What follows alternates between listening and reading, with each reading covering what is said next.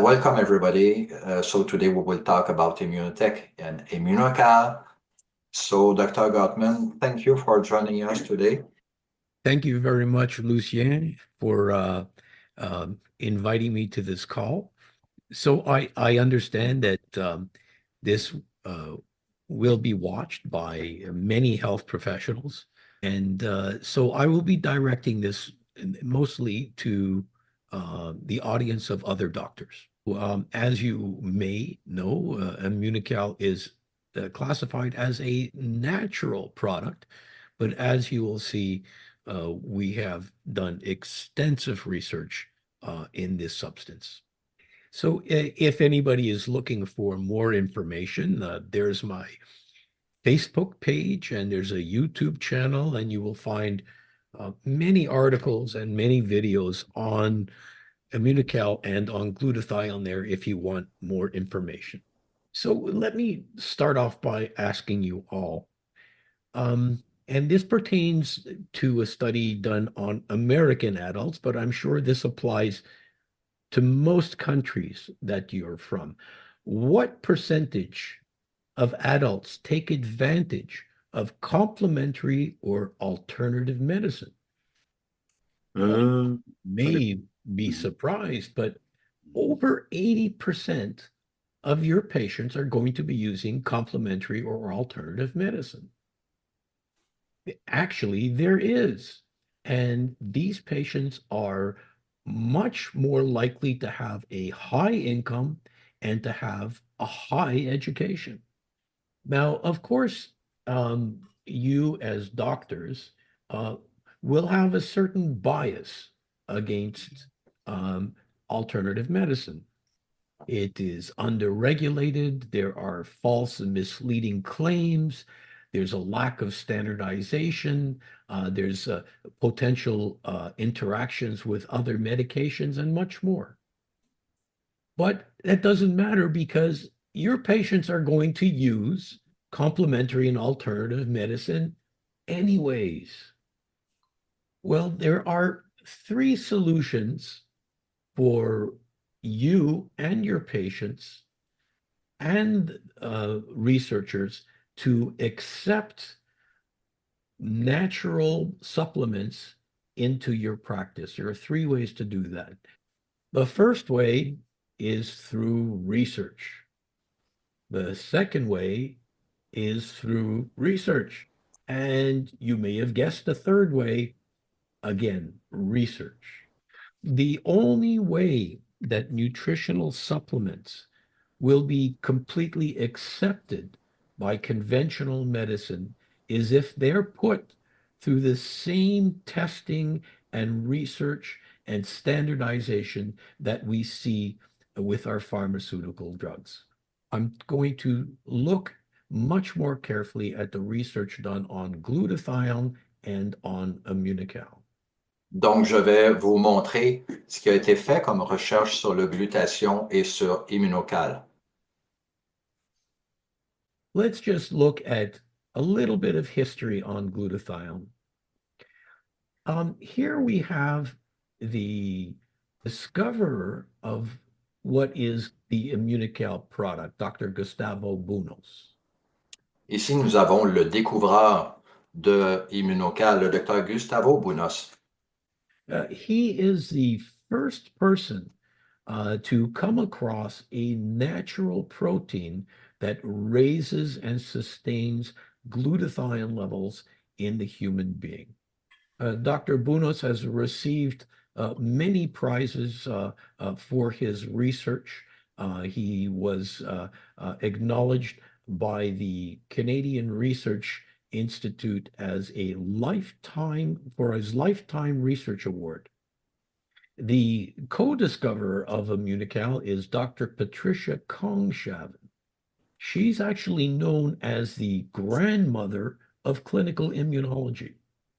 She wrote the first chapter in the first book that was generally distributed to the medical community on clinical immunology. The next person I want to look at is Dr. Wolf Droge. La prochaine personne que je voudrais mentionner, c'est le docteur Wolf Drug. He is the first person to describe the effects of glutathione on the immune system in a living organism. He is an internationally recognized expert on free radical biology and as it relates to the aging process. He has written hundreds of articles published in international journals across the world. He also wrote major papers on Immunocal specifically. This is Dr. Mark Weinberg. He was the former president of the International AIDS Society for 3 terms. He's also written extensively on Immunocal. And finally, uh, this is Dr. Luc Montagnier. He won the 2008 Nobel Prize in Medicine for the discovery of the AIDS virus. And in one of the books that he edited, there's a whole chapter on Immunocal, not just glutathione, on Immunocal. So there are many dozens of other researchers associated with our company. These are just a few, and we're extremely proud of the type and the level of researchers associated with our company. So let me draw your attention to this slide. We're looking at research studies done on glutathione. We're going to look specifically at a website called pubmed.gov. This is the major repository of research articles in the world. Any researcher is on this website every day. Most doctors who are interested in looking at original research goes to PubMed. It really is considered the authoritative website to look up original research.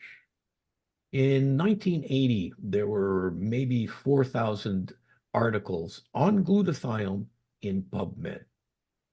This year, there's over 190,000 articles on glutathione that could be found on PubMed. Let me just put this in context. There are probably 40,000 articles written on vitamin C and maybe 70,000 articles that you could find on vitamin E.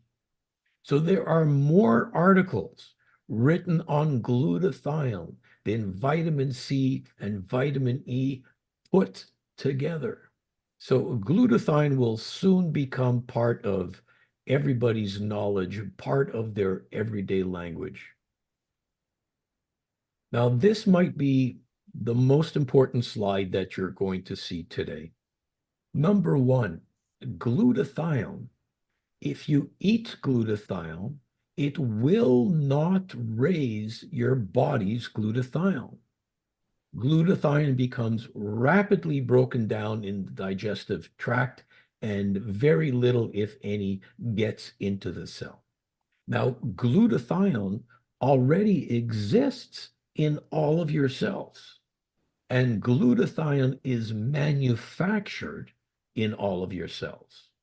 So the way to raise glutathione is to feed your cells the specific nutrients that it needs to manufacture glutathione. And we call these glutathione precursors. So glutathione levels in the body can only be raised by eating glutathione precursors. I draw your attention to these two books from America. In the United States, there's a major publication called the PDR, or Physician's Desk Reference. In Canada, we have a similar book called a CPS, or Compendium of Pharmaceuticals and Specialties.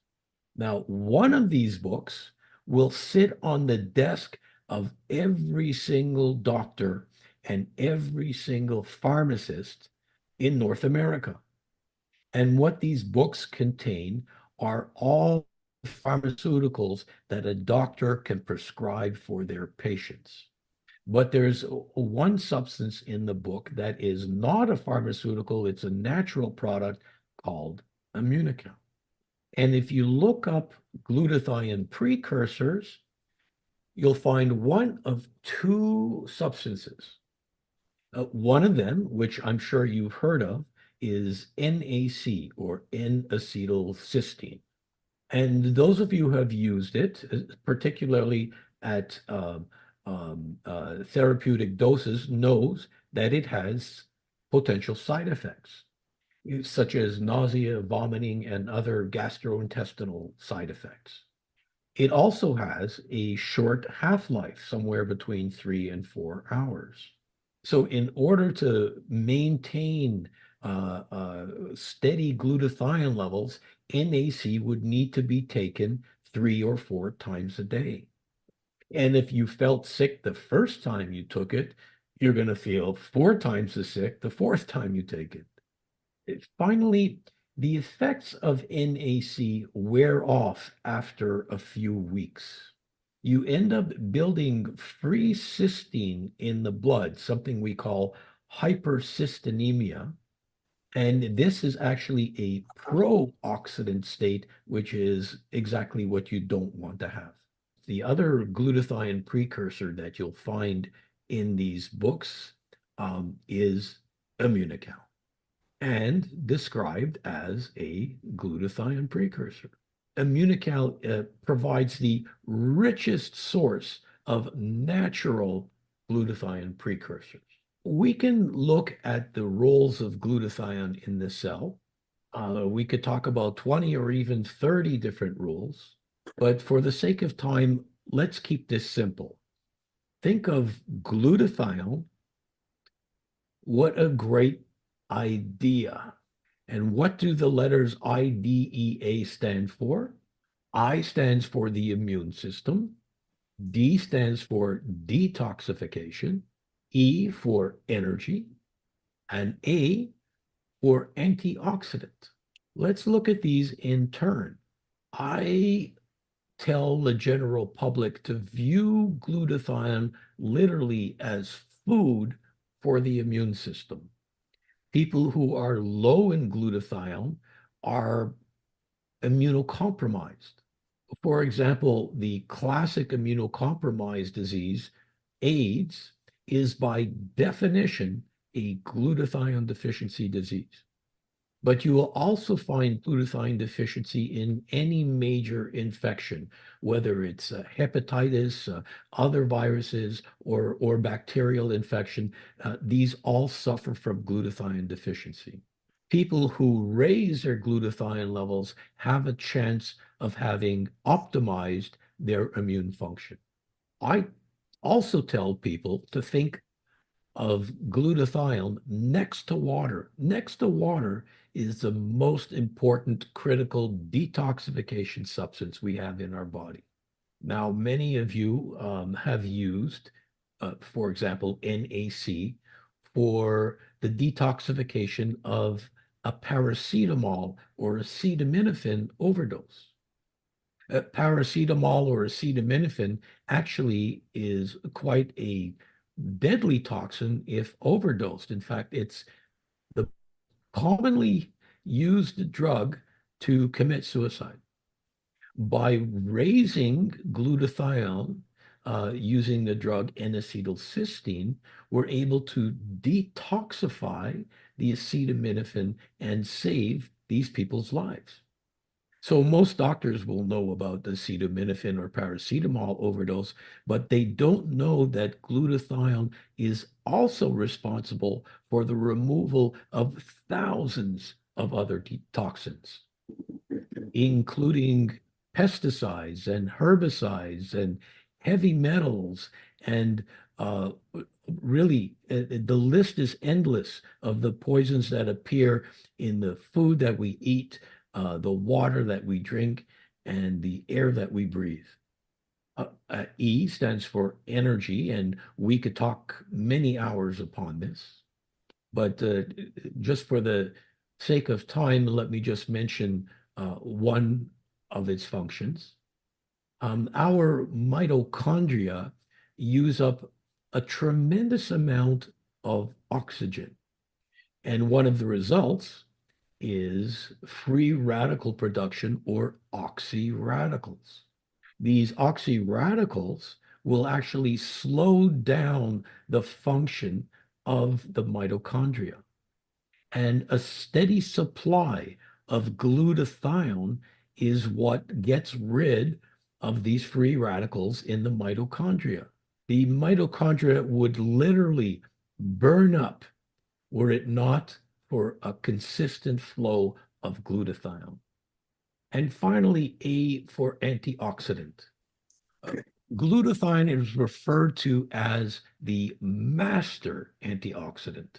Now, why use a term like master antioxidant? It sounds like a marketing term, but it's actually quite an accurate term. We know of between 2,000 and 4,000 different antioxidant substances. None of these antioxidants can work properly without the presence of glutathione. Glutathione recharges these antioxidants. Glutathione recycles these antioxidants. And if you think of antioxidants like working as a bunch of gears in a clock, well, a clock requires a spring, and the spring that is driving the whole antioxidant process is glutathione. Now, the problem is that we lose glutathione daily. There are many drugs that lower glutathione. Our poor diet contributes to glutathione deficiency. Injury, trauma, burns, stress, infection is absolutely correlated with dropping glutathione levels. Les infections sont vraiment répertoriées comme diminuant le niveau de glutathion. We mentioned toxins in the environment, but one thing that you're all suffering from, and I hope you continue to suffer from this, is the aging process. Glutathione levels drop with the aging process. So glutathione replenishment becomes absolutely critical. Let's just look at a few interesting studies. So I mentioned that glutathione levels fall as we age. And here it's demonstrated on this graph. So what's unusual about this graph? We see that if we measure glutathione levels in people who are like 100 years or so, they actually have near normal glutathione levels. The question is, why? They have high glutathione levels. That's the reason why they're 100 years old. They have the ability to maintain good glutathione levels so that their friends and their enemies have been selected out of the population. This is natural selection at its finest. Now let's look at glutathione levels and levels of health. This is a study that was done many years ago in a geriatric population. They looked at glutathione levels in young people. You see that in the blue bar. And they compared it to glutathione levels in what we called the healthy elderly. So these are healthy older people that only visited their doctor when they needed to. The yellow bar are older people that had to visit their doctor on a regular basis to get their blood pressure checked, to get their medication refilled. And finally, the red bar were older people that were hospitalized. We see a perfect correlation with glutathione levels and their level of health. Let's move on to some Immunocal studies. This is a study that we recently did looking at the use of Immunocal in autism. Now, I need to mention that a number of years ago, it was discovered that autistic kids a full 80% of them had decreased glutathione activity. So I won't get into the mechanics of why low glutathione levels contributes to autism, but it's important for you to know that autistic kids are glutathione deficient.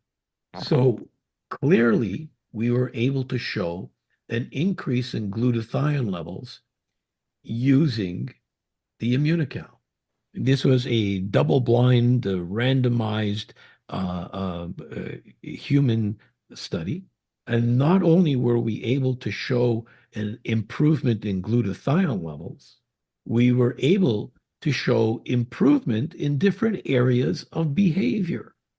These kids were communicating better, they were socializing better, and many other measurements. And what this study led to was a patent application that was approved for Immunocal as a treatment for autistic spectrum disorder. So I'm sorry, it says here patents pending. This patent was actually approved a number of months ago. Other patents that we're applying for is for Immunocal in the treatment of neuropsychiatric or neurodegenerative disorders. We're talking about Parkinson's, we're talking about Alzheimer's. There's another patent that we're expecting approval soon, and that's for the treatment of traumatic brain injury. Immunocal has close to 80 international patents. Here's a patent for the treatment of HIV/AIDS patients. Here's a patent that we received for Immunocal as an anti-cancer composition, a natural product that has a patent as a chemotherapy. Let's just look at one of the studies that we did in cancer to get this patent. You could see by the title itself that we were successful in reversing weight loss in lung cancer. These were terminal patients. We were witnessing what we call cachexia, or muscle loss in these patients, which define them as terminal. And these patients at the same time were receiving either chemotherapy or radiotherapy. Here we see the improvement in body weight and body cell mass.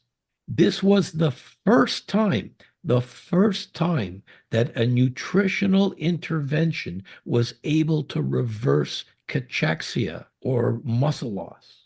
This was only previously able to be done with the use of steroid medication. We also looked at different quality of life measurements. These patients were less anxious. They had better appetite. They were less depressed. And of course, you're going to ask, did these patients live longer? Well, we went back and looked at these patients a year after this study. 50% of the placebo group had died. A full 80% of the people taking Immunocal were still alive. Well, we could talk about many more studies that we have published on Immunocal. Here you see a booklet with 85 studies that are published that show up in the medical literature. Actually, the current number is now up to 92 published articles. Et même aujourd'hui, le vrai chiffre, on est rendu au-delà de 92 articles publiés. And these include 23 gold standard studies, which means that they're human studies, they're randomized, they're double-blind, they're placebo-controlled. We're happy for you to examine this book. Just ask the person who asked you on the call to get you a copy. So if you're looking for a natural product that has the clinical research to show that the product works, well, then you are looking at the right place. I know you as doctors are always being asked, Doctor, can you point me to a natural product?